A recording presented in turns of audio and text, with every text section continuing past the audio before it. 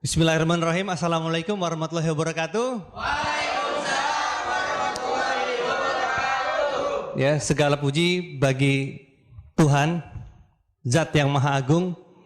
Kita berada di sini pada malam hari ini untuk sama-sama kita belajar untuk mencari satu kehidupan yang lebih baik di masa depan.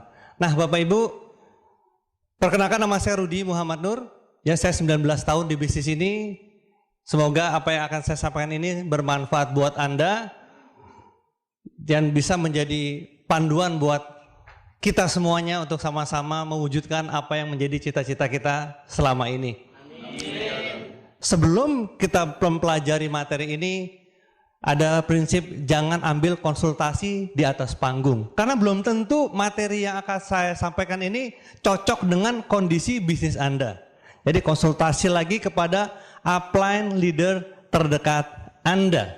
Ya, saudara, orang-orang tertinggi di bidangnya itu punya berbagai sebutan. Ya, kalau di sebuah negara disebut apa orang tertingginya? Presiden. Nah, kalau di pesantren disebut kiai. Kalau di gereja disebut pendeta ataupun pastor. Nah, kalau di sebuah perusahaan disebut direktur. Kalau di universitas disebut profesor. Nah, sekarang saya tanya kepada Anda, kalau di MLM orang-orang tertingginya disebut apa? Disebut apa? Disebut leader. Ya, ini menarik sekali Bapak Ibu. Kok orang-orang tertingginya disebut leader, bukan misalnya direktur gitu. Memang ada peringkat director, tapi orang sebutan secara umum di perusahaan MLM manapun itu disebut leaders, ya. Nah, mengapa disebut leaders? Ada yang tahu nggak kenapa disebut leaders? Ya, jadi ada dua hal yang penting di sini. Yang pertama, seorang pemimpin harus bertanggung jawab untuk melakukan apa yang seharusnya dilakukan di bisnis ini. Kemudian yang berikutnya adalah dia harus punya integrity ataupun integritas, ya. Jadi Bapak Ibu, untuk berhasil di bisnis ini sekali lagi kita harus punya integritas, bertanggung jawab melakukan apa yang harusnya dilakukan karena kita adalah pemimpin nantinya. Kita ingin sukses, kita memiliki visi, memiliki tujuan untuk merealisasikan cita-cita. Dan Anda harus bisa mengajak dan memimpin orang lain menuju apa yang menjadi tujuan yang telah Anda tetapkan. Jadi, kalau di bisnis ini Bapak Ibu, bukan hanya sekedar kita merekrut orang. Bukan hanya sekedar jualan produk. Bukan artinya itu nggak penting. Penting merekrut orang. Penting jualan produk. Tapi yang jauh lebih penting adalah bagaimana kita bisa membangun jaringan ataupun membangun organisasi yang terdiri dari para pemimpi dan para pemimpin. Jaringan the dreamers dan leaders. Kenapa? Karena kalau hanya merekrut itu adalah kemampuan terendah seorang networker. Kemampuan terendah. Anda punya perusahaan, Anda suruh anak buah Anda join di bisnis ini. Kira-kira dia join nggak? Takut dia kan kalau nggak join kan bisa dipecat. Mudah merekrut. Tapi apakah mereka akan jalan? Mereka akan membangun jaringan? Belum tentu Bapak Ibu. Jadi saudara Bapak Ibu semua, kepemimpinan yang sesungguhnya adalah menciptakan para pemimpin lagi. Menciptakan para pemimpin lagi, menciptakan leader. Nah, nanti saya akan sharing juga bagaimana sih caranya mencari leaders. Leader yang seperti apa yang kita cari gitu. Nah, sebelum kita membangun organisasi para pemimpi dan para pemimpin, tentu kita dulu yang harus menjadi pemimpin. Karena kalau kita tidak menjadi pemimpin, bagaimana kita mau memimpin orang lain? Nah, kita mulai dari diri sendiri. Contohnya gini, seorang musisi, ya dia harus mempersiapkan diri dengan latihan. Benar nggak? Dia seorang atlet, dia juga harus mempersiapkan diri sebelum dia bertanding. Terus juga tentara, mereka semua harus mempersiapkan diri. Terus juga dia juga harus disiplin, dia menjaga stamina, menjaga kesehatan. Nah, jadi intinya Sama dengan ketika kita mau menjadi pemimpin di bisnis ini, Bapak Ibu. Jadi kita siapkan dulu diri kita sebelum memimpin orang lain. Untuk menjadi seorang pemimpin, kita punya tempat. Kalau bahasa Pak Abdi Swadin, punya pesantrennya. Kita punya sekolahnya, yaitu One Vision. Ini yang luar biasa, dan ini sebuah anugerah yang besar buat kita di Indonesia. One Vision adalah sebuah sekolah bisnis yang sudah proven, yang telah mencetak ribuan orang sukses di bisnis TIANS. Dan kabar luar biasanya Bapak Ibu, One Vision adalah sekolah bisnis terbaik TIANS di seluruh dunia. Ya, nggak main-main loh. Ini juara satu support system terbaik sedunia. TIANS kan ada di ratusan negara. Dan ini setiap tahun, sampai tahun yang terakhir kemarin, juga masih terpilih menjadi support system terbaik di dunia. Bahkan dipakai oleh berbagai negara. Seperti Pakistan, itu juga pakai. Dan negara-negara lain yang gak bisa saya sebutkan satu persatu. Mereka belajar dari One Vision. Kalau menurut saya, unsur terpenting suksesnya sebuah network, nomor satu itu ya leader. Siapa leadersnya? Di Jogja ini kenapa bisa booming? Ya ada Pak Abdi Swadin. Kan banyak jaringan-jaringan lain juga ya. Jadi terpenting adalah leader. Itulah alasan kenapa One Vision, Bapak Ibu, ingin Anda semua mempelajari leadership. Karena di sini kuncinya. Nah, saudara, untuk sukses di sebuah network marketing, beruntungnya kita bisa learning by doing. Mempelajari kepemimpinan itu bisa belajar sambil melakukan. Kita di sini ada leadership by example. Kita melihat, mencontoh apa yang dilakukan oleh mereka-mereka yang sukses di bisnis ini. Saya ulangi lagi, untuk menjadi seorang leader di bisnis pemasaran jaringan, kita pelajari hal-hal basic yang membuat kita tumbuh menjadi leader yang membangun jaringan para pemimpin dan pemimpin. Kita pelajari, kita juga lakukan. Jadi think like a leader, act like a leader. Jadi berpikir seperti seorang pemimpin dan juga bertindak seperti seorang pemimpin. Barulah kita bisa mulai membangun. Nah, sekarang apa saja hal-hal basic yang wajib kita kuasain? Sekali lagi Bapak Ibu, ini dengarkan starter pack berulang-ulang. Lalu yang terpenting praktekkan. Ya. Lalu yang terpenting praktekkan. Untuk langkah menjadi seorang leader bisnis ini ya mulai dulu jadi pengikut. Mulailah untuk mempelajari, mempraktekkan apa-apa yang diajarkan dari 7 langkah itu. Jangan pakai cara-cara yang lain. Karena apa? Karena dengan kita selalu mempraktekkan apa yang diajarkan, kita akan menjadi master di situ. Kita akan menjadi maestronya di situ, ya. Practice makes perfect. Ini kata pepatah. Jadi latihan akan membuat kita jadi sempurna. Dengan kita latihan terus mengulang-ulang itu akan menjadi seorang master. Contohnya lagi, ya, kebiasaan-kebiasaan baik ketika kita mau memulai bisnis ini, di samping menguasai tadi hal-hal yang basic Bapak Ibu, kita contohnya menginformasikan acara. Kita mulai aja untuk membangun diri kita menjadi seorang pemimpin. Menginformasikan acara-acara kepada downline-downline kita. Jadi begitu kita dapat satu informasi dari upline, jangan berhenti di kita. Tapi cobalah kita teruskan kepada downline-downline kita. Terutama upline-upline leadernya. Jangan semuanya juga kalau jaringan kita sudah besar. Tapi kepada upline-upline leadernya. Itu juga akan membuat leader-leader di bawah kita merasa bahwa kita adalah pemimpinnya. Kita adalah leadernya. Karena kalau kita nggak pernah ngasih informasi ke bawah, biasanya downline kita nggak akan menganggap kita, di next malah kita. Karena dia nggak pernah memberikan informasi. Itu contoh kecil saja ya. Kita latihan untuk membiasakan diri mengirim informasi, contohnya. Bapak Ibu, untuk menjadi seorang pemimpin, kan dimulai dari diri kita sendiri. Apakah kita sudah menemukan impian kita nggak? Itu juga penting. Sebagai seorang pemimpin yang ingin membangun jaringan para pemimpin dan pemimpin, kita dulu temukan dulu impian kita sebelum kita ingin membangun jaringan para dreamers dan leaders tadi. Kita harus bantu downline kita menemukan impiannya. Nah, jadi teman-teman, sebagai seorang pemimpin ya tentunya kita harus punya impian yang jelas. Kita harus menemukan kenapa kita harus sukses di bisnis ini. Kenapa? Why? Daripada how-nya. Itu dulu yang lebih penting. Temukan dulu. Kenapa kita harus menjadi seorang pemimpin di bisnis ini?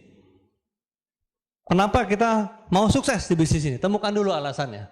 Karena seperti di buku Starter Pack ya, kalau Anda baca di situ ada kalimat yang bagus, tidak semua yang Anda impikan bisa Anda dapatkan. Tapi Anda juga akan sulit mendapatkan apa yang tidak pernah Anda impikan. Nah, tiap impian orang kan beda-beda. Mungkin pada saat kita masuk pertama di bisnis ini, impiannya masih kecil. Seperti saya dulu, waktu pertama kali di bisnis ini, 19 tahun yang lalu, itu diajarkan tentang impian itu saya menolak. Kok pakai impian? Aneh kayaknya gitu. Kok pakai cita-cita kayak anak TK gitu. Tapi karena diminta untuk menulis ya, saya tulis saja berapa yang powerful menurut Anda. Saya tulis 30 juta, itu pun udah ragu-ragu apa iya saya bisa 30 juta sebulan gitu. Ya, tapi karena disuruh impiannya besar, ya buat saya itu udah luar biasa 30 juta. 1 juta satu hari kan. Bayangin 1 juta satu hari itu buat saya udah wah. Dan jujur aja antara yakin gak yakin nulis itu bisa apa enggak gitu. Ya udah saya tulis saja gitu. Dan ternyata ya di bisnis ini kesuksesannya itu di luar ekspektasi. Begitu jalan, ngeri juga. Ternyata jauh dari itu. Ya, jauh dari angka itu gitu. Lebih besar setelah sukses di bisnis ini. Jadi teman-teman,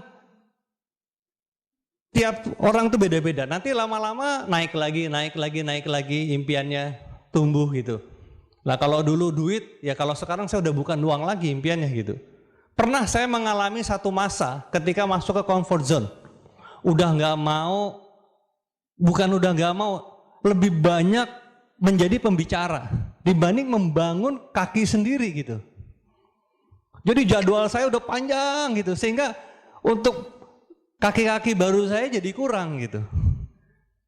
Dan akhirnya apa yang terjadi, downline saya mengejar peringkat saya.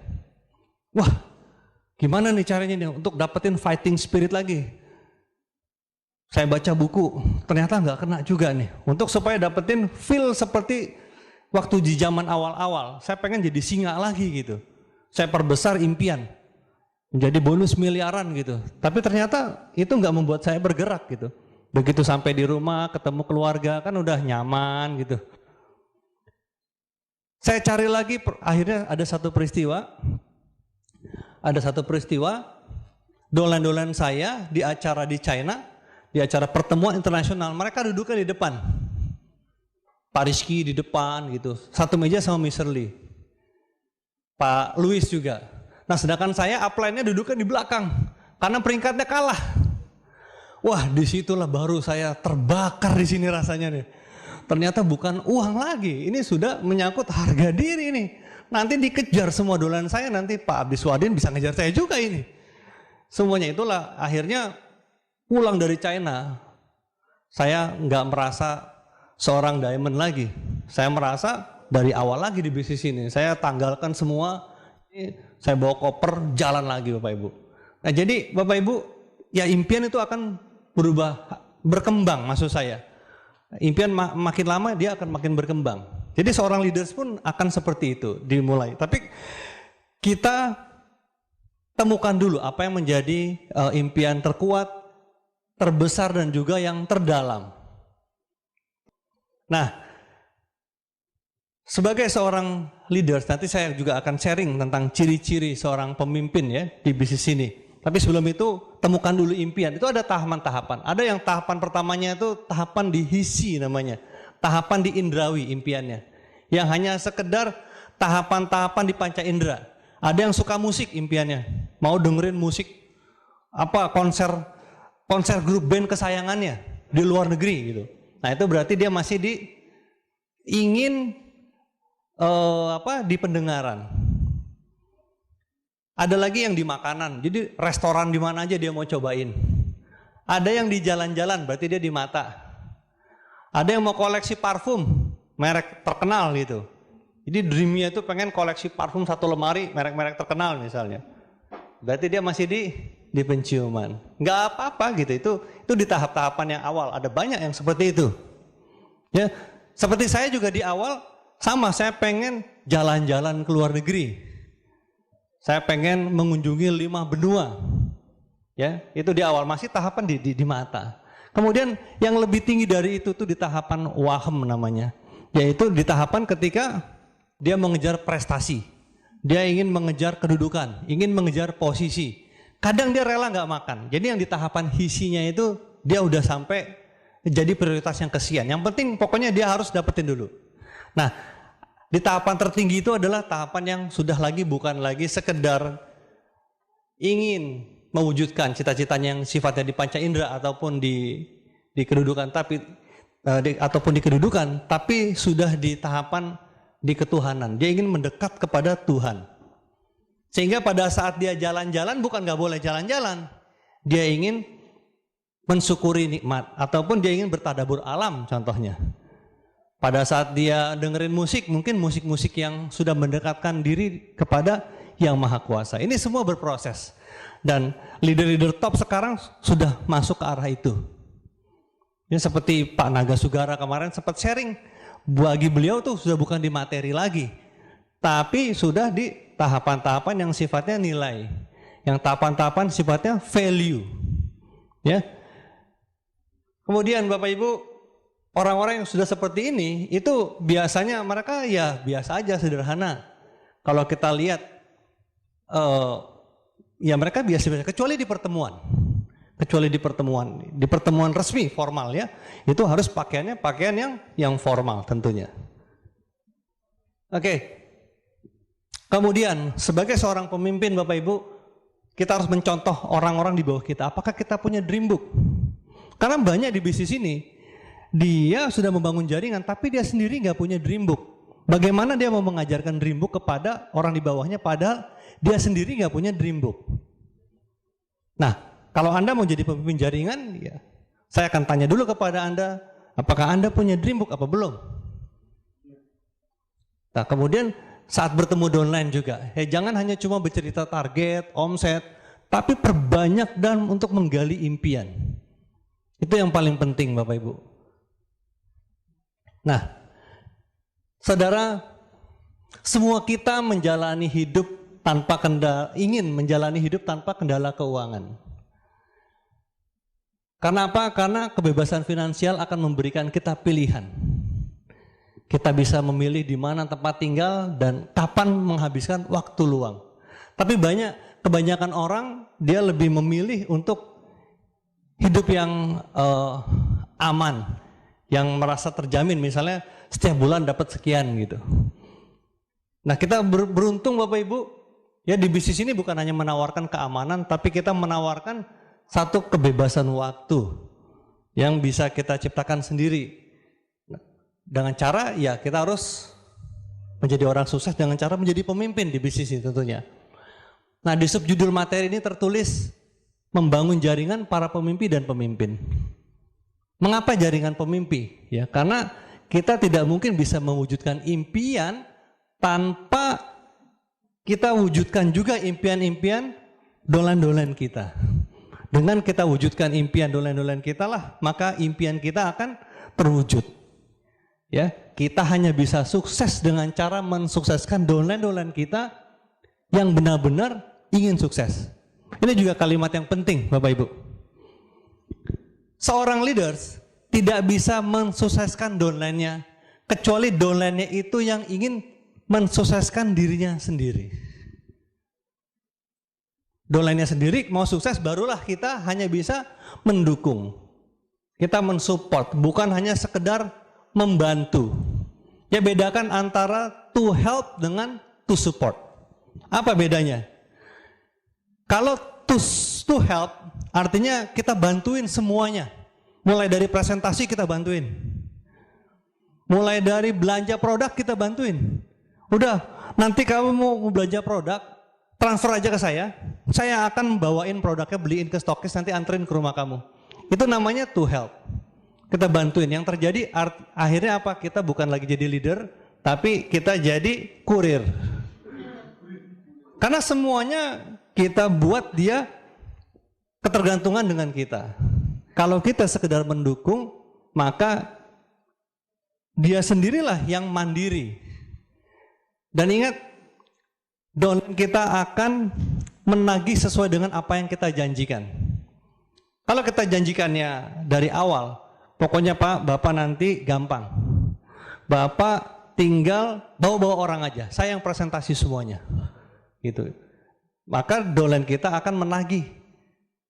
Kalau kita nggak bantuin dia, ya dia akan kecewa. Yang salah siapa? Yang salah bukan downline-nya, tapi yang salah adalah upline-nya yang sudah mematikan dari awal potensi orang di bawahnya. Harusnya yang kita lakukan adalah kita bilang, Pak, Bapak lihat saya presentasi 3 kali, setelah itu harus Bapak sendiri yang presentasi. Karena di bisnis ini untuk menjadi seorang pemimpin, untuk menjadi seorang leader, kita harus bisa presentasi. Bapak 3 kali ya, atau paling banyak 5 kali deh. Setelah itu Bapak presentasi sendiri. Nah, setelah 3 kali presentasi ya harus dia yang presentasi. Nggak penting closing atau enggak, tapi yang penting Bapak punya jam terbang. Yang penting Bapak bisa presentasi sendiri dan mengajarkan ke bawahnya. Nah, itu yang kita lakukan. Tapi kalau orang-orang yang nggak belajar Bapak Ibu tentang bagaimana membangun bisnis ini, dia menjanji-janjikannya terlalu muluk. Bapak join aja deh Pak, nanti saya taruhin orang di kanan dan di kiri gitu. Bapak pokoknya tinggal serahin daftar namanya, nanti saya yang teleponin kalau perlu. Kan Bapak sibuk nih. Pokoknya yang penting Bapak join aja deh gitu. Nah, itu bahaya sekali Bapak Ibu. Akhirnya yang terjadi ya dia akan kecewa. Padahal orang ini punya potensi leadership yang luar biasa tadinya, tapi dari kita sendiri yang salah mengasuh. Ya mungkin nanti Anda bisa dengarkan juga tuh kaset delegasi ya, tentang bagaimana membangun sebuah delegasi sehingga terbangun jaringan para pemimpin. Nah, inilah mulianya bisnis ini karena kita bisa sukses hanya dengan cara mensukseskan orang di bawah kita. Jadi Bapak Ibu, temukan, perbesar, perkuat terus impian kita dengan vision seminar, buku-buku positif, dan dengarkan beberapa CD Netpi setiap hari. Jangan cuma 1 CD kalau mau serius. Jadi bangun tidur, dengerin dulu. Bangun tidur kalau ada yang beragama mungkin mau ngaji silakan. Setelah itu dengerin CD. Terus juga selalu bergaul dan dekati orang-orang sukses di bisnis ini. Karena kesuksesan itu menular. Ini dalam konteks menjaga impian ya. Kalau Mike Murdock mengatakan bayarlah berapapun untuk selalu dekat dengan orang-orang sukses. Bayangin, kalau perlu bayar nggak apa-apa. Karena itu betul-betul bisa menular gitu. Saya dulu dari orang yang nggak punya apa-apa Bapak Ibu, nggak punya pengalaman di bisnis ini, pengen sekali sukses. Saya lihat siapa yang paling sukses di bisnis Tiens itu. Ketika itu ada Pak Agus Trilaksono. Saya deketin, saya bawain tasnya kemana-mana, ke Lampung saya ikut Bapak Ibu, hanya sekedar ingin belajar apa yang beliau lakukan gitu. Ya walaupun sampai hari ini saya nggak bisa meniru gaya beliau. Beliau itu kan orangnya sanguin berat, ya kan? Saya nggak bisa gitu kalau di lift ada orang, Ibu apa kabar, selamat pagi gitu. Saya nggak bisa kayak gitu. Ya, saya juga sangat reject dengan hukum 1 meter 30 detik. Saya nggak bisa gitu duduk di pesawat, tiba-tiba langsung mulai menegur gitu. Itu dulu, itu perjuangan yang luar biasa Bapak Ibu. Tapi karena saya ingin sekali sukses, saya harus lakukan gitu. Saya harus coba gitu. Ya, walaupun sampai hari ini kalau di lift kadang berani, kadang enggak gitu. Lihat juga orangnya gitu. Jadi Bapak Ibu, seorang leader juga harus menguasai teknik membuat daftar nama. Jadi selain dia harus kuasain dia punya impian, punya punya dream book, ya dibuktikan dia juga harus punya daftar nama, menguasai daftar nama dan juga menguasai teknik prospecting. Ini penting, menguasai teknik prospecting. Anda punya nggak agenda? Jadi kalau kita di bisnis ini harus punya daftar nama, harus punya agenda, punya planners. Dengan planners itu luar biasa. Kita bangun aset-aset yang sebelum jadi nyata, jadi tulisan dulu. Yang sudah dikualifikasi berdasarkan FAST. Caranya bagaimana membuat daftar nama, Anda dengerin lagi. CD, starter pack, cara membuat daftar nama. Kuasain semua Bapak Ibu. Sebagai seorang pemimpin di bisnis ini, apakah Anda juga menguasai skrip-skripnya? Karena ini penting untuk supaya Anda ajarkan juga kepada orang-orang di bawah Anda. Ya, ini bisa nanti di buku starter pack itu juga ada, Anda pelajari, Bapak Ibu. Nah, sebagai seorang pemimpin di bisnis ini yang masih baru, apakah Anda juga menguasai teknik membuat janji? Membuat janji untuk home meeting, untuk OP.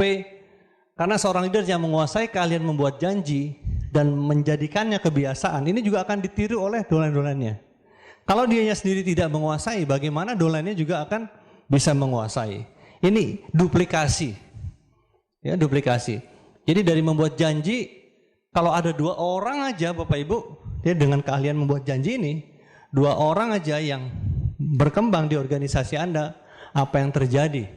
Kalau bisa maksimum bonus tiap minggu ada dapat dari 2 orang aja loh, yang tentunya menjadi leaders ya. Nah, menguasai langkah-langkah membuat janji.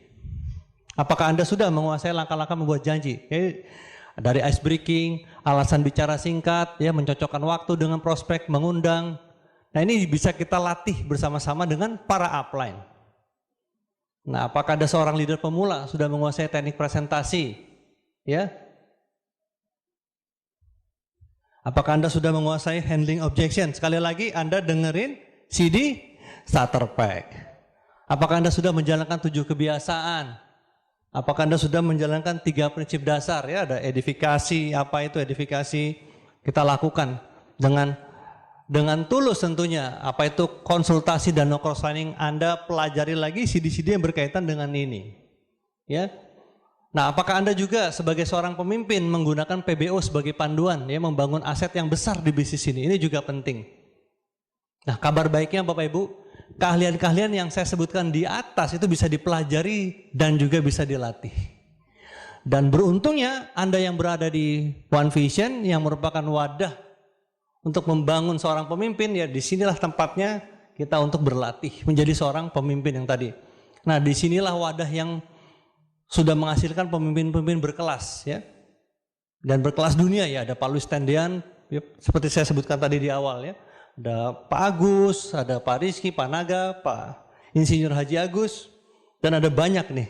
Kalau Anda mau tahu siapa saja, Anda silakan beli The Leaders.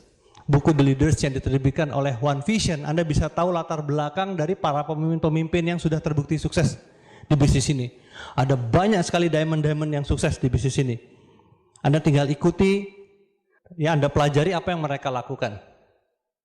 Oke Bapak Ibu, nah dengan tinggal berlatih saja di sini, berlatih menjadi seorang pemimpin dan hasilnya akan menjadi orang sukses dengan jaringan para pemimpin dan para pemimpin yang terus-menerus membangun dan memperbesar asetnya secara pertumbuhannya itu eksponensial. Ya, dari 2 jadi 4, 4 jadi 8. Tapi ya karena ada banyak pemimpin-pemimpin lahir di situ. Sehingga dari pemimpin ini melahirkan banyak pemimpin-pemimpin lagi. Yang bahkan saya sudah tidak mengenali satu-satu lagi. Ada sebuah kalimat ya, kemenangan kecil itu bisa kita peroleh dengan sendiri. Kita bisa kerjain sendiri kalau hasilnya sedikit-sedikit. Tapi sebuah kemenangan yang besar, kita memerlukan orang lain. Dan kita perlu melibatkan banyak orang. Untuk itulah kita perlu leadership. Nah sekarang ada ciri-ciri pemimpin yang baik. Saya tidak akan menggunakan bahasa-bahasa yang terlalu textbook ya, teori-teori yang terlalu jelimet karena Anda bisa baca sendiri nanti di bukunya. Ya, waktu kita tidak cukup, saya hanya bahasa-bahasa sederhana saja. Ciri-ciri pemimpin yang baik itu seperti seorang guru katanya. Jadi bagaimana seorang guru? Seorang guru itu kan selalu membagi pengetahuannya. Apapun yang dia tahu, dia maksimalkan gitu. Supaya murid-muridnya itu pintar. Dan dia akan senang ketika murid-muridnya itu jadi orang sukses. Bahkan lebih sukses dari dia, seorang guru itu akan senang. Terus juga seorang guru juga punya kesabaran yang tinggi. Iya enggak? Dia sabar enggak? Padahal muridnya ini ndablek, bodoh banget itu. Tapi dia harus sabar gitu kan. Ngajarin sampai muridnya ini bisa berhasil. Nah jadi mentalitas seorang guru itu diperlukan di bisnis ini. Walaupun masih banyak yang pakai cara-cara sendiri. Udah diajarin caranya, ayo ikutin PBO. Ayo datang ke pertemuan, enggak lah Pak. Saya ini aja lah nusuk-nusuk kaki orang lebih enak gitu. Banyak Bapak Ibu. Di grup udah diajarkan nggak mau netpi juga masih banyak Bapak Ibu. Tapi bukan salah mereka juga sebetulnya ya. Itu artinya kita harus belajar lebih lagi supaya pengaruh kita itu lebih besar. Jadi kalau di teori leadership ketika downline yang nggak mau ngikutin kata-kata dia ya, itu artinya tidak salah siapa-siapa, tapi kita belajar lagi untuk supaya bisa mempengaruhi orang di bawahnya. Jadi jangan cuma menyalah-nyalahkan orang di bawah aja gitu. Dan juga seorang downline itu juga harus siap. Bahkan ketika upline-nya marah-marah, kita harus nerima. Ini saya dulu sesuatu yang aneh menurut saya. Saya ingat ada seorang leaders itu mengatakan, kalau mau sukses di bisnis ini kita harus ngebok. Wih, kaget saya. Ngebok, jadi kayak disuruh ngapain aja harus ikut gitu, ikut. Wah, saya nggak terima awalnya gitu. Karena saya konteksnya yang saya pahami berbeda. Saya pikir disuruh berbuat dosa juga ikut itu. Oh ternyata bukan. Artinya itu konteksnya harus ikutin caranya yang benar. Kalau sudah disebutin caranya seperti ini ya kita ikut. Ya. Nah, seorang downline harus siap dimaki-maki oleh upline-nya. Itu kalau mau sukses. Ngeri nggak? Jadi kalau Anda nanti dimaki-maki oleh upline Anda harus terima. Apalagi Anda kalau punya upline seperti Pak Agus TL, belum tentu Anda tahan. Itu upline saya itu, wah. Bayangkan kalau beliau marah, itu luar biasa itu. Karena karakter ya. Nah, kalau nanti suatu hari upline Anda marah-marah kepada Anda, ya Anda harus ingat. Ingat malam ini gitu, kata Pak Rudi, harus siap untuk dimarahin oleh upline. Karena pasti upline mau bener kan? Tapi sebagai seorang upline, jangan sekali-kali memarahi downline-nya. Paham maksudnya? Ya, ini dari dua sisi Bapak Ibu. Ini pendidikan yang sangat penting sekali, apalagi ini menyangkut hubungan. Jadi Pak Abdi tadi cepat sebelum acara pertemuan ini juga menyinggung tentang ketika udah banyak jaringan, itu wah perlu kebijaksanaan seorang guru dalam mengajar, kesabaran.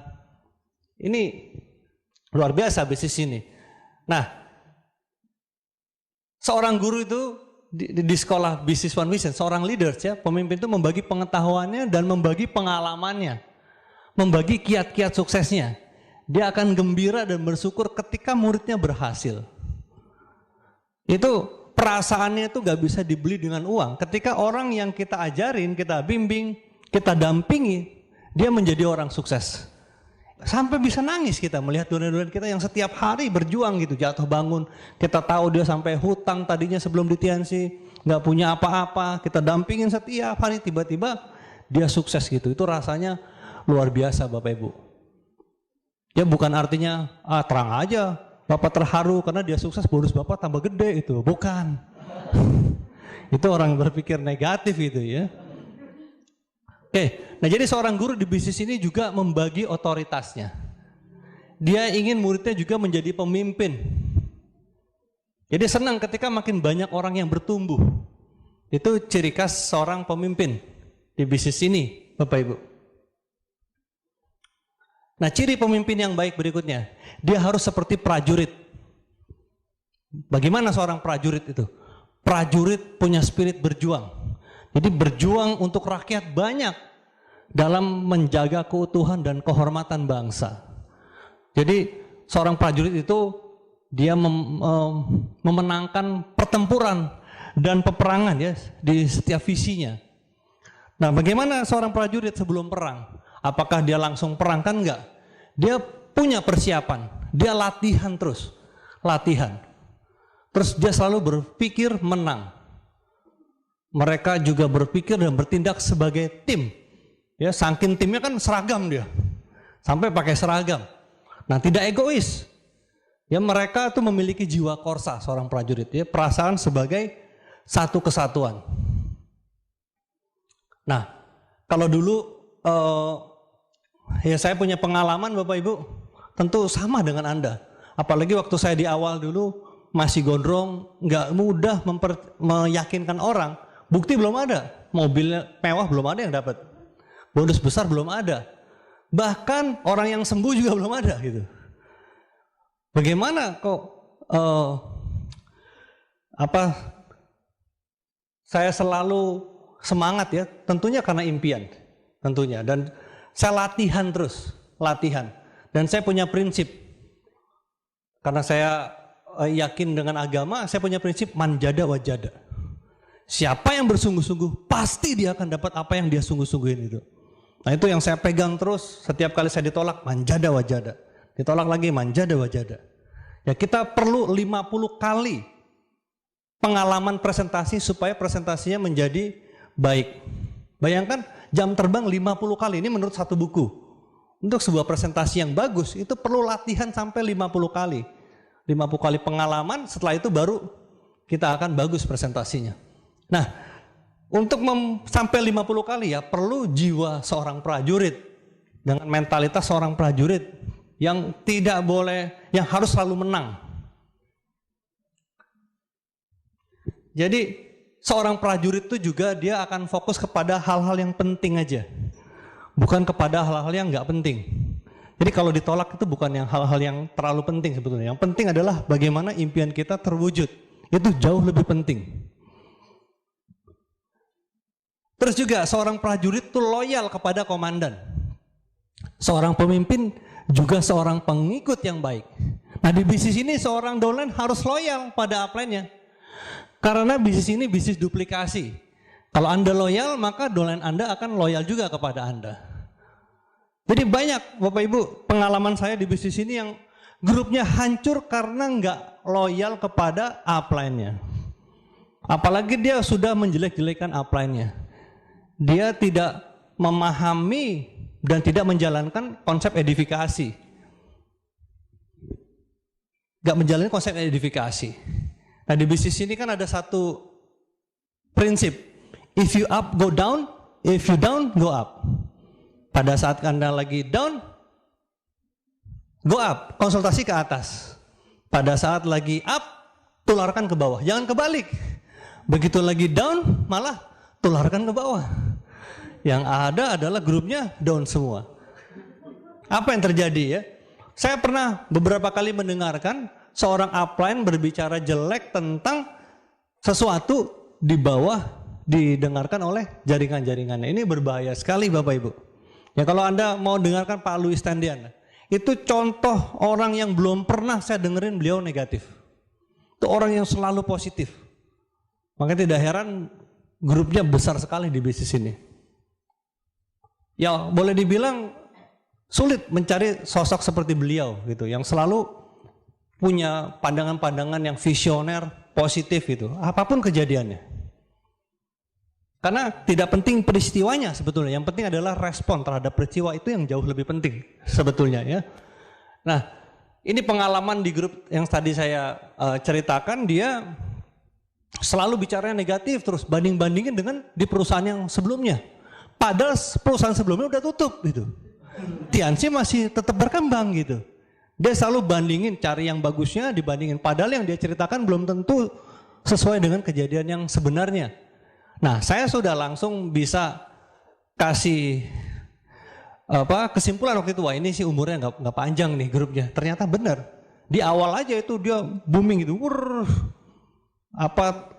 Omsetnya naik, tapi setelah itu beberapa bulan kemudian dia berhenti. Dia keluar dari perusahaan, dari ini cari pindah-pindah terus gitu. Dan terakhir saya dengar beliau buka usaha tambal ban, ya. Oke, berikutnya ciri pemimpin yang baik harus seperti atlet. Seorang atlet punya mentalitas seorang pemenang. Dia berlatih secara disiplin dengan program-program untuk mencapai kemenangan. Ya, seorang atlet juga harus fair. Kalau ketahuan menangnya curang, maka akan didiskualifikasi. Dia harus punya integritas mengikuti aturan. Ya sama, menjadi seorang pemimpin di bisnis ini harus punya mentalitas seorang atlet yang ingin selalu memenangkan. Seorang atlet kalau kalah, dia nyerah nggak? Ya dia akan latihan lagi. Dia akan latihan lagi sampai menjadi pemenang. Dia ingin menciptakan rekor-rekor baru. Pada saat satu rekor sudah dia ciptakan, dia akan menciptakan rekor yang lebih lagi. Itu kan seperti itu. Sama di bisnis ini Bapak Ibu. Ketika Anda sudah mencapai peringkat tertentu, baik itu peringkat yang di TNC maupun di One Vision, ya, capai yang lebih tinggi lagi. Oke. Di bisnis ini juga harus disiplin untuk menjadi pemimpin tentunya, ya. Disiplin melakukan presentasi. Atau yang paling mudah tuh membangun leadership adalah disiplin membangun 7 kebiasaan. Nah, dia juga harus punya integritas. Jadi disiplin. Kalau Anda pernah mendengar kaset Pak Abdi Suardin ya, 4D ya, yang 4D ya, itu salah satu bagiannya adalah disiplin. Banyak orang tidak sukses di bisnis ini karena tidak disiplin. Dia udah punya dream, udah punya desire yang menggebu-gebu, sudah punya direction yang benar, tapi karena dia tidak disiplin, maka dia tidak jatuh. Misalnya contohnya, disiplin menjadi core. Jadi seorang core itu salah satunya kan bukan hanya 650 BV aja, tapi juga harus melakukan presentasi. Minimal 8 kali. Ya. Nah, disiplin minimal ya, atau ditingkatkan menjadi seorang silver planner. Apalagi menjadi seorang gold planner. Itu pasukan-pasukan silver planner itu kan pasukan-pasukan yang kerja. Pasukan mereka yang melakukan presentasi. Nah, kita mulai dari menjadi seorang silver planner. Kita 15 kali disiplin untuk menjadi seorang silver planner minimal. Apalagi gold planner. Nah, kalau saya dulu Bapak Ibu di awal-awal bisnis ini, itu kan saya kan 10 bulan. Sejak saya join di TNC, 10 bulan kemudian saya dapat reward mobil mewah. Hanya 10 bulan. Ya, saya ingat-ingat lagi waktu itu, saya presentasi itu sehari 2 kali. Kalau nggak 2 kali presentasi saya nggak pulang ke rumah. Jadi kalau saya dengar ada orang yang, kalau saya mendengar ada orang 15 kali presentasi, saya harus lebih dari itu. Saya dengar ada yang 30 kali presentasi, saya harus lebih dari itu. Kenapa? Karena saya merasa saya punya kelemahan, saya orangnya pemalu, penakut, nggak gampang bergaul sama orang, saya nggak punya pengalaman, nggak punya ilmu, maka saya harus lipat kerja saya untuk bisa mengejar ketinggalan dengan orang-orang yang sudah berpengalaman di bisnis ini. Jadi kalau saya dengar ada yang 15 kali presentasi, ya udah, saya 30 kali. Saya dengar ada yang 30 kali, saya 60 kali gitu. Nah, tapi rasa itu nggak mudah mempertahankan, memaintain. Apalagi pada saat jaringan sudah mulai membesar, tentu Anda akan ditarik-tarik, Pak, jadi pembicara di sini, Pak, jadi pembicara di sana gitu. Itu nggak mudah. Makanya mumpung Anda masih peringkat-peringkat yang masih rendah, perbanyak jumlah presentasi sebanyak-banyaknya sponsorin orang. Karena ada hukum, semakin kita banyak menabur, semakin akan menuai banyak. Ibaratnya menabur benih. Presentasi itu banyak, banyakin aja, nanti akan muncul orang-orang bagus. Jadi melebar untuk mencari kedalaman. Oke, jadi mentaliti seorang atlet itu kita perlukan. Berikutnya, ciri seorang pemimpin yang baik itu seperti petani. Petani adalah seorang pekerja keras. Jadi disiplin kan, dia kan bangun pagi-pagi, udah ke sawah, pulang sore hari. Etos kerja seorang petani itu luar biasa loh. Itu sangat mengagumkan. Petani itu punya self motivation yang luar biasa. Dia nggak ada bos. Jadi dirinya sendiri yang menentukan kerjanya. Itu seorang petani. Petani juga punya kesabaran yang tinggi. Dia percaya nggak ada itu instant gratification. Nggak ada yang instan, sukses yang instan tuh nggak ada. Dia percaya dengan prosesnya. Ya, jadi nggak ada sesuatu yang bisa tumbuh dan berhasil dengan baik secara instan. Bayangkan dia menanam, terus nyiramin, merawat. Jadi perlu waktu, perlu proses.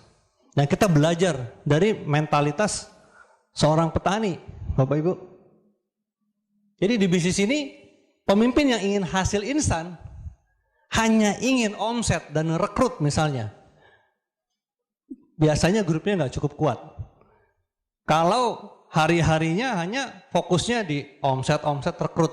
Ini juga penting, sangat-sangat penting sebetulnya. Tapi akan jauh lebih penting lagi kalau kita membangun edukasi sebagai dasarnya, sebagai fundamennya. Jadi ibaratnya kalau kita hanya omset aja, hanya rekrut aja, itu sama dengan membangun bisnis ini di atas pasir. Membangun rumah di atas pasir yang mudah rapuh. Jadi pada saat nggak ada omset lagi, ya dia bisa jatuh. Ya, hanya meledak sebentar atau bahkan bisa hanya layu sebelum berkembang. Tapi kalau kita omset oke, bagus, rekrut bagus, dan lebih bagus lagi kita menyekolahkan orang-orang itu semua ke One Vision. Ya, menyekolahkan mereka dengan edukasi, dengan alat bantu. Kita ajak ke pertemuan, mereka langganan CD, kita ajak lagi arahkan mereka untuk kepada target-target di PBO. Itu kan ada 2 target tuh, ada based on result, berdasarkan hasil. Sekian PV, ya, pribadi 650 PV misalnya. Atau berdasarkan based on proses, berdasarkan kerjanya. Minimal 8 kali presentasi, ada prosesnya. Nah itu, maka kita akan tumbuh, karena sudah tahu arahnya adalah di PBO, kita juga sudah menggunakan proses pendidikannya dengan alat bantu. Ya insya Allah kita akan mudah itu membangun orang-orang yang juga membangun grupnya. Orang-orang yang bertumbuh. Jadi hanya dengan proses pendidikan membangun leadership di sekolah OP, ikuti PBO lah akan terbangun jaringan yang tumbuh gradual. Ya, terus menerus, terus meningkat. Ya. Nah ciri petani lainnya adalah bekerja tanpa hitung-hitungan. Jadi berani berkorban. Bahkan saat gagal panen, dia akan nanam lagi. Apakah petani pada saat gagal panen udah nyerah jadi petani gitu? Kan enggak. Walaupun dia nanam perlu waktu loh. 4 bulan, 6 bulan. Ternyata gagal panen. Tapi para petani pantang menyerah. Dia tahu apa yang akan dia dapat. Ini hanya proses biasa gagal panen. Dia mungkin pernah mengalaminya. Dia akan tanam lagi. Dia akan pupukin lagi, dirawat lagi, pagi bangun, sore. Dan apa yang terjadi berikutnya di musim berikutnya, dia akan sukses. Sama Bapak Ibu di bisnis ini. Mereka-mereka yang tiap gagal bangkit, ya lama-lama berhasil. Jadi di bisnis ini untuk menjadi seorang pemimpin tidak boleh hitung-hitungan. Ya, petani juga gitu, dia nggak hitung-hitungan pada saat dia gagal panen kan, dia bangkit lagi.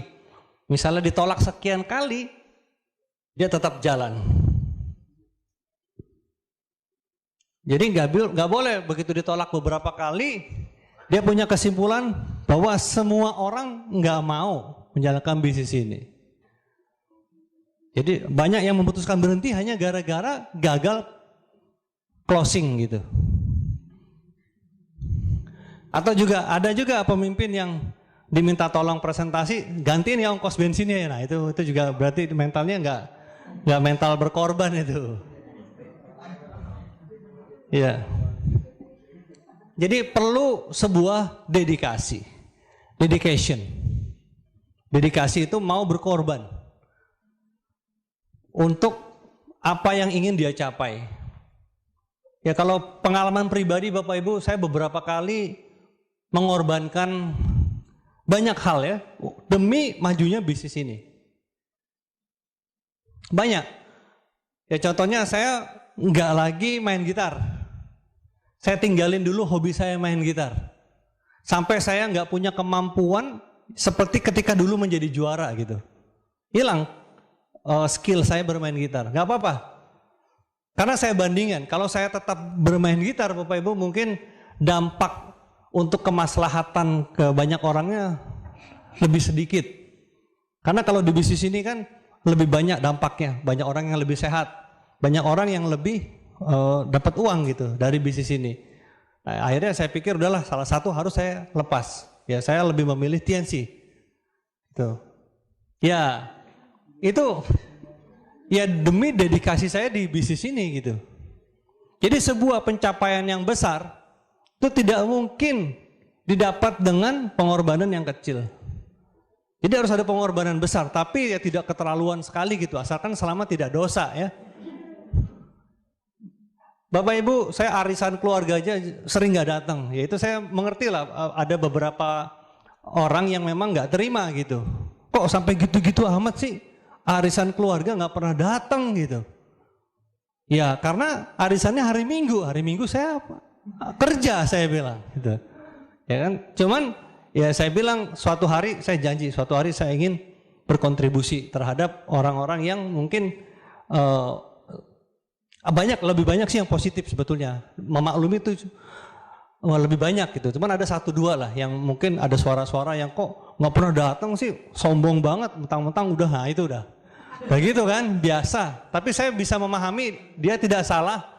Ya karena memang secara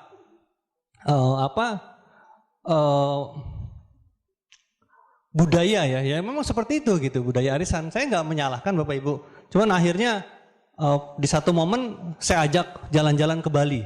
Semua kalau nggak salah berapa puluh orang, hampir 50 orang lebih ya. 50 orang lebih gitu. Terus juga ya seperti itulah,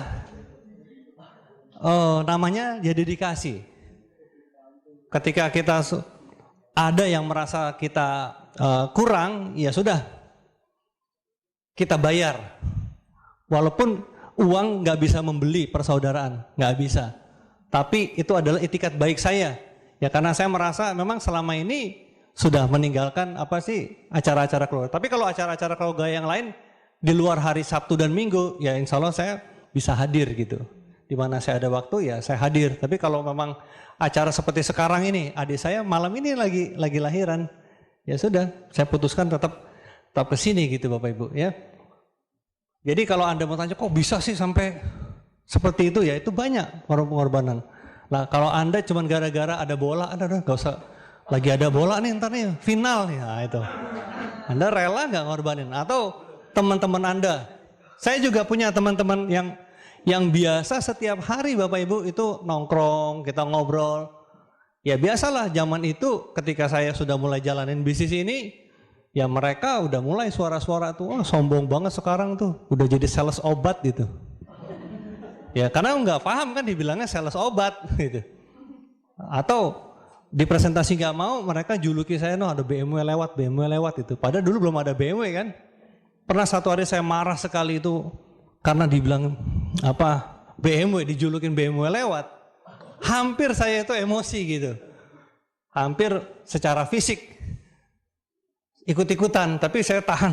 Saya malah berdoa, ya Allah, mudah-mudahan suatu hari saya bisa membuktikan bahwa apa yang mereka ucapkan saya bisa dapat BMW gitu. Ya. Dan akhirnya ya diijabah gitu. Udah dapat BMW kan presentasi lagi kan nih, gue udah dapat gini. Iya gue udah ini nasibnya nggak sebaik lu kali ya. Akhirnya begitu, udah bicara yang ya seperti itulah Bapak Ibu. Ya tapi saya tetap sayang ke mereka. Saya tetap sayang mereka. Bahkan yang dulu paling sering ngata-ngatain saya ajak jalan-jalan juga. Awan ikut naik pesawat belum pernah, yuk ikut. Ya, saya ajak naik pesawat gitu. Ya itulah yang bisa kita lakukan Bapak Ibu ya dari ketika kita sudah sukses. Jadi ada prioritas. Ada prioritas. Prioritas inilah yang penting ketika menjadi seorang pemimpin di bisnis untuk dicontoh. Jadi selalu mendahulukan di TNC. Itu yang saya lakukan dulu ya Bapak Ibu. Itu yang saya lakukan. Nah petani juga sederhana. petani memahami sistem. Jadi kapan mulai membajak sawah, kapan menanam bibit, memberi pupuk, kapan dia kasih anti hama, kapan panen. Nah, di bisnis ini seorang pemimpin juga sama, harus tahu, harus ikuti sistem ya. Terus juga ketika ada promo, kapan ada promo. Nah, petani belajar cara-cara bertani juga kan dari ayahnya. Ayahnya belajar dari kakeknya. Kakeknya belajar dari dari apa tuh? Kakek buyutnya ke nenek moyangnya lah. Jadi mereka ikuti saja. Jadi nggak pernah mempertanyakan. Jadi bedakan antara bertanya dengan mempertanyakan. Jadi mereka sukses di bisnis jaringan, ya para pemimpin-pemimpin Anda ini. Jadi mereka memahami dan juga meyakini bahwa hanya dengan sistem lah mereka bisa sukses, Bapak Ibu. Nah, itu adalah ciri-ciri pemimpin yang baik dengan penjelasan yang sangat sederhana sebetulnya.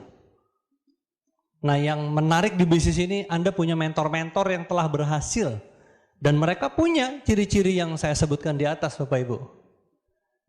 Karena gini, banyak juga mereka yang ketika sudah merasa menjadi pemimpin, dia punya banyak hak yang bisa dia tuntut. Jadi mentang-mentang dia udah jadi leader, harusnya dong dilayanin dong, harusnya ini hati-hati Bapak Ibu. Kalau sudah mulai meningkat, kok nggak diedifikasi sih, kok nggak? Nah, mempertanyakan seperti itu. Ketika orang nggak mengedifikasi dia, ya harusnya dia yang harusnya bertanya, kenapa kok sampai orang nggak mau mengedifikasi, bahkan di next gitu. Nah, itu harusnya dia harus berubah. Kalau Pak Agus TL pernah membedakan antara manajemen dengan leadership. Kalau manajemen itu ya dia belum tentu seorang manajer, seorang leader. Kalau di perusahaan pada saat ada orang yang nggak baik kerjanya, dia harus diganti. Change the leaders. Tapi kalau di bisnis ini kan nggak bisa upline diganti gitu, ganti aja upline ini aja deh, kan nggak bisa. Jadi leaders must be changed. Leadernya yang harus berubah gitu. Nah, menurut seorang penulis buku kepemimpinannya John C. Maxwell mengatakan, leaders have to give up to go up. Jadi leaders itu harus mengorbankan dirinya untuk supaya bisa maju, meningkat ke atas. Dia harus berkorban. Berkorban waktu, hobinya dia tinggalin, mengeluarkan biaya, waktunya. Kayak Anda nih malam-malam masih ada di sini, udah hampir jam 12 malam. Padahal mungkin Anda punya anak, punya istri, punya ibu yang nungguin gitu. Iya kan? Nih, Pak Rudi cepetan kayak selesai udah jam 12 gitu misalnya. Ya inilah, saya juga ngalamin Bapak Ibu semua gitu. Saya juga mengalamin, bukan gak ada masalah. Pada saat awal-awal dulu pulang malam, namanya ibu belum memahami bisnis ini dia. Ya, saya nggak membantah, saya diem aja. Jadi nggak mau melawan. Namanya orang tua. Jadi ketika kita di ini anggap sebagai nasihat. Ya Ibu, akhirnya ketika sudah reda barulah kita terangin bahwa malam itu meeting. Kenapa kok malam? Karena para pekerja itu biasanya pulang sore baru sempat karena macet, jadi dimulailah setelah makan malam barulah kita meeting. Nah, kadang-kadang setelah ada prospek meeting, malamnya baru grup meeting lagi gitu dengan para leaders gitu. Jadi memanfaatkan waktu. Tapi nggak setiap hari, kadang juga setiap hari ya, tergantung kondisinya. Jadi pelan-pelan. Pelan-pelan kita mencoba memahami. Sama ketika dulu istri saya juga begitu, kok pulangnya malam terus. Akhirnya beliau ikut terus kan. Iya ya, pulangnya malam terus ya, lama-lama dia nggak mau ikut lagi gitu. Nggak mau ikut malam-malam terus gitu ya. Tapi paling tidak dia sudah memahami kalau suaminya memang kerja gitu. Oke. Kemudian berikutnya, leaders have to give up to grow up. Seorang leaders, dia harus mengorbankan dirinya untuk bisa bertumbuh gitu. Dia harus bisa bertumbuh, dia dengan belajar terus. Yang tadinya kita nggak suka baca buku, tapi karena kita mau menjadi seorang pemimpin, ya kita harusnya baca buku. Bukan untuk kitanya aja, tapi ini akan dicontoh oleh orang-orang di bawahnya. Pada saat kita sering-sering baca buku-buku kepemimpinan atau buku-buku motivasi, itu akan menjadi bijaksana kitanya. Kita punya ilmu-ilmu tentang people skill, buku-buku dari Les Giblin contohnya. Itu kan penting untuk bisa bagaimana cara kita untuk berhubungan dengan orang lain. Jadi jangan sampai masalah itu lebih cepat tumbuh ketimbang ilmu yang kita miliki. Nah, itu kita bisa dapat dari buku dengan membaca 15 menit per hari. Nah, biasakan bangun pagi misalnya ya baca buku, atau mau tidur baca buku. Ya kalau Anda yang muslim mungkin boleh ngaji dulu gitu, baru baca buku, silahkan. Nah, itu kan juga dengerin kaset atau dengerin CD maksudnya ya. Sekarang udah nggak ada kaset lagi. Ya, dengerin CD. Kan banyak alasan, aduh Pak saya nggak punya itunya, nggak punya pemutarnya. Akhirnya itu menjadi alasan Anda nggak dengerin. Itu yang rugi adalah Anda. Harusnya Anda cari, kalau memang mau sukses ya dengerin CD. Apalagi nih yang pembicaranya orang-orang yang sudah terbukti sukses. Bukan hanya sekedar orang-orang yang jualan seminar. Bisnis seminar beda dengan seminar bisnis. Ini dia bisnis seminar nih. Membisniskan seminar gitu. Kan beda sama seminar tentang bisnis gitu. Hanya sekedar event misalnya. Nah kalau kita kan betul-betul orang-orang yang berbagi memang dia melakukan gitu. Para pelaku langsung gitu.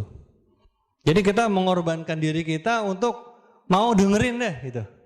Waktunya, tenaganya kita bela-belain gimana cari CD. Kalau nggak ada ya sudah kita bisa dengerin lewat email kan. Sekarang One Vision bisa kirim lewat email. Nggak ada alasan pokoknya gimana harus bisa dengerin CD. Jadi pemimpin harus bisa berkorban untuk tumbuh maju. Ya, tinggalin dulu kebiasaan-kebiasaan yang buruk. Nongkrong, tinggalin dulu. Mabok-mabokan, nah tinggalin dulu tuh. Bukan berarti nanti udah sukses Anda mau mabokan, bukan ya. Jadi tinggalkan kebiasaan-kebiasaan yang buruk. Terus berkorban untuk menanggalkan ego agar kita bisa bertumbuh. Itu kita juga di jaringan. Itu nggak mudah. Kita merasa bahwa kita yang mampu menjadi operator, ya udah ambil alih tanggung jawab. Ambil alih tanggung jawab, kita menjadi operator di situ. Nah, menjadi operator itu kan kalau kita egonya banyak, nggak mau berkorban, aduh ngapain capek-capek, enak banget dia. Duduk-duduk gitu, saya yang itu nggak boleh seperti itu, ya. Terus juga berpenampilan baik, berpenampilan yang bagus dengan berpakaian yang sesuai dengan juklak dari One Vision. Kalau pakai jas, ya pakailah jas yang warnanya gelap, ya. Jangan pakai jas yang warnanya ngencreng gitu. Orang lain banyak yang hitam ataupun abu-abu gelap, dianya kuning sendiri. Atau merah sendiri gitu. Dengan sepatu putih. Dasinya belang-belang gitu. Ada Mickey Mouse gitu. Apa yang terjadi? Dia ambil mic, dia nyanyi lagu dangdut. Atau nyanyi lagu pop. Ya. Jadi itu juga penting Bapak Ibu. Untuk menjadi seorang pemimpin, kita harus think and act like leaders. Nah berpakaianlah yang pantas untuk dihargai. Ada pepatah mengatakan ajining rogo soko busono, ajining diri sokolati. Saya mungkin nggak fasih ya bahasanya, tapi itu intinya adalah nilainya badan itu tergantung pakaian yang kita gunakan, tergantung dari busana yang kita gunakan, dan nilainya diri tergantung dari ucapan yang kita ucapkan. Ini pepatah dari Jawa. Itu juga luar biasa, bisa kita pakai di bisnis ini menggunakan pakaian-pakaian yang pantas agar kita bisa dihargai oleh orang lain. Nah, juga berkorban untuk toleransi ketika untuk kepentingan bersama yang lebih besar, ya, termasuk tadi itu. Ini penting sekali Bapak Ibu untuk menjadi seorang pemimpin. Kita mulai dari berpakaian like leaders. Itulah kenapa pada saat pertemuan-pertemuan OP semuanya menggunakan itu, menggunakan jas ataupun batik. Ya. Selanjutnya, leaders have to give up to stay up. Seorang leaders, seorang pemimpin harus berani berkorban untuk tetap tinggi, to stay up. Artinya dia harus terus belajar. Terus tetap belajar. Itu nggak gampang Bapak Ibu kalau sudah di peringkat-peringkat tinggi, merasa sudah matang dan nggak mau belajar lagi. Hati-hati. itu akan ketinggalan oleh leader-leaders yang lain nantinya yang terus tumbuh dan belajar. Nah, ini ada sebuah kalimat dari Imam Syafi'i ya, yang mengatakan jika kamu tidak kuat menanggung lelahnya belajar, maka kamu akan menanggung perihnya kebodohan. Ya, luar biasa nih kalimatnya. Nah, Bapak Ibu, saya pribadi masih tetap belajar. Dan kami leader semua di bisnis ini masih tetap terus belajar. Ya. Tujuannya apa ya? Supaya tetap to stay up, untuk bisa tetap tinggi. Ya. Apalagi sekarang ini dunia sudah berubah. Indonesia akan menjadi negara yang maju. Indonesia akan menjadi negara yang masuk ke dalam 5 negara dengan ekonomi terbesar di dunia. Jadi kalau Anda hari ini memutuskan untuk menjadi seorang pemimpin di bisnis ini yang dimulai dari Anda duluan, Anda juga menjadi seorang pemimpin, menjadi seorang pemimpin besar suatu hari Bapak Ibu, ya kita lihat potensinya, keahlian yang Anda pelajari hari ini, dengan pengulangan, keahlian-keahlian yang diulang-ulang sehingga Anda menjadi master dalam beberapa tahun. Anda lihat visi ke depan, Indonesia akan menjadi negara dengan ekonomi nomor 5 terkuat di dunia. Bayangkan pada saat itu income per kapita kita itu sudah tinggi-tingginya. Pada saat itu orang akan membeli produk ini, daya belinya akan tinggi. Pada saat daya belinya tinggi, 5, 7, 10 tahun mendatang, Anda semua sudah director di sini. Ya kan? Anda sudah director semua di sini. Nah, saat itulah Bapak Ibu, maka Anda sudah menjadi seorang pemimpin yang besar. Ya dimulai dari sekarang. Kapan waktu terbaik itu adalah sekarang. Kemarin sudah lewat. Besok kita tidak tahu. Yang bisa kita kendalikan dan kita ketahui hanyalah hari ini. Jadi putuskan mulai hari ini. Ya, putuskan sekarang juga bahwa Anda harus menguasai teknik-teknik menjadi seorang pemimpin di bisnis ini, dan Anda juga putuskan bahwa Anda akan menjadi pemimpin besar, menjadi legenda-legenda TNC di kemudian hari. Salam sukses dari saya, terima kasih sudah mendengarkan CD ini.